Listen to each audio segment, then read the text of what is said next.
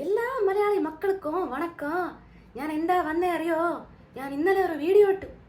അതിൽ കുറേ പേര് നല്ല കമന്റ് പറഞ്ഞു. എനിക്ക് ഭയങ്കര സന്തോഷമായി.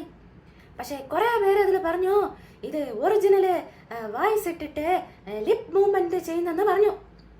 നിങ്ങൾക്കറിയോ ഞാൻ എന്ത് കഷ്ടപ്പെട്ടിട്ടാ ഇതെല്ലാം ചെയ്യുന്നതെന്ന്? അതുകൊണ്ടാണ് ഇങ്ങനെ ലൈവ് വന്നത്. നിങ്ങൾക്കറിയോ ഞാനത് 2 ട്രാക്കിലാ ഇത് റെക്കോർഡ് பண்ணும்.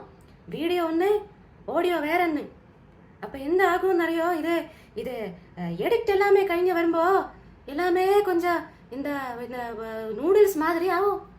நான் என்ன பண்ணோம்? எனக்கு அவ்வளோ எடிட்டும் ஒன்றும் தெரியாது. இதில் ரொம்ப பெரிய ஒரு எடிட்டர் எல்லாம் ஆயின பிறகு ഞാനതെല്ലാം കംപ്ലീറ്റാ നല്ലപടിയാ ചെയ്യും കേട്ടോ. യെസ്, ഞാൻ നിങ്ങളുടെ സ്വന്തം രഞ്ജിനി ഹരിദാസ് ആണ് സംസാരിക്കുന്നത്.